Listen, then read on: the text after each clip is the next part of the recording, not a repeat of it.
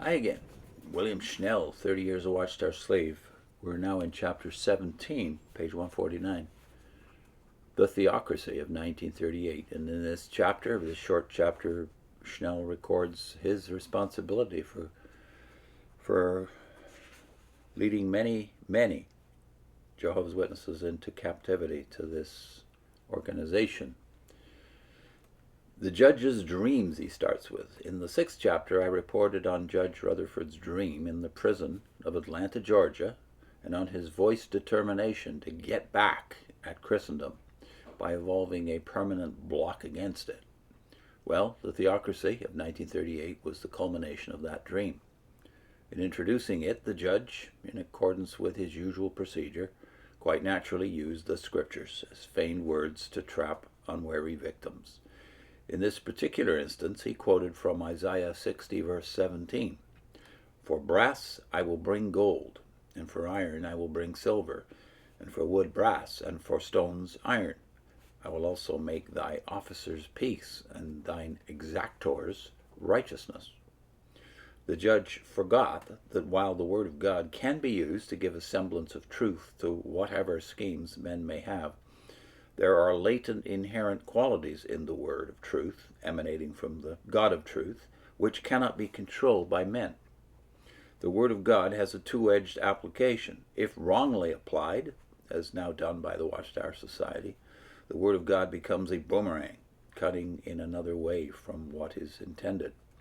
I firmly believe this to be inherent in the situation conjured by the Watchtower Society. Eventually, their own weapons will be turned against them.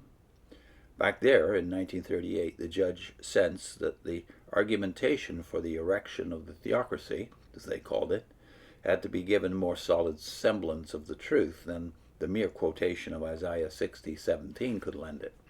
So the judge described Solomon's program for building of the temple and the city and other buildings as the blueprint for the theocracy. In using this picture in the columns of the Watchtower for introducing the mechanics of the theocracy, he gave away the Society's blueprint for the organization from 1919 to 1938. The Society started out by using Israel's borrowing technique, or spoils collection technique, as a pattern for their advertising campaign of 1922 to sell books for a money consideration. The Society continued to use, step by step, the history of Israel up to the monarchy of Solomon. The giving of the law and Israel's defection in the worship of the golden calf, they aver, was experienced from 1919 to 1931, during which time the overwhelming components of the Mordecai-Naomi class defected. This, of course, had made room for the Ruth-Esther class, in the same manner as the Exodus generation of Israelites died off in the 40 years of desert wandering, and was replaced by a new generation which, under Joshua, was permitted to enter into the Promised Land. This new generation, the Ruth-Esther class, while still in the desert, had piled up a big heap of books, millions of which had been sold to the peoples of the world. The stones were used miraculously to commemorate the parting of the waters of the Jordan, in which Joshua and the Israelites crossed dry shod into Canaan. So this vast pile of books sold between 1919 and 1931 gave visual evidence of enabling the Ruth-Esther class, under the leadership of the anti-typical Joshua, to see they had entered into the land of praise, or into Watchtower-led kingdom service. Then, so they claimed, with the advent of 1931 came the reward of this 12-year campaign in the giving of the name Jehovah's Witnesses. The assumption of the name, ipso facto, also gave expression to their claim to the land of praise, for in very fact they had become the possession of God, or as they put it, God's organization. Now he talks about the third tier of the theocracy. During these years of occupation from 1931 to 1938, patterned after the kings of Israel from Saul to David, Judge Rutherford took the lead.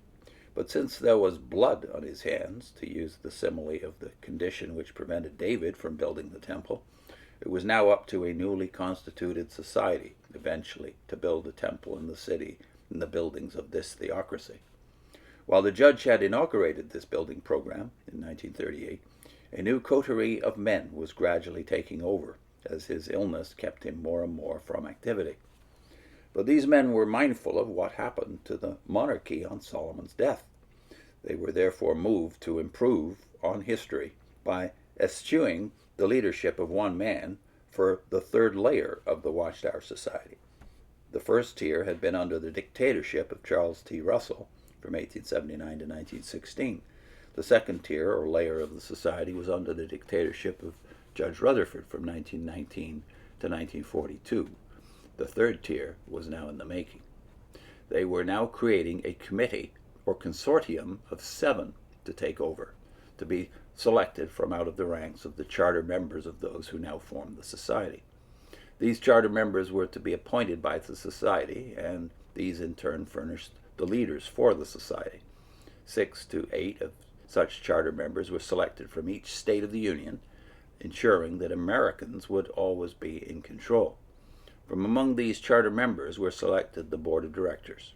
From the board of directors were selected the president, vice president, and secretary and treasurer, who in turn filled by appointment vacancies arising amidst the charter members. This was to be the modus operandi of the third layer of the Watchtower Society, and in this they hoped to improve on the Solomon monarchy. The pattern having been decided upon, the establishment of the theocracy and the carrying out of the building program was now at hand.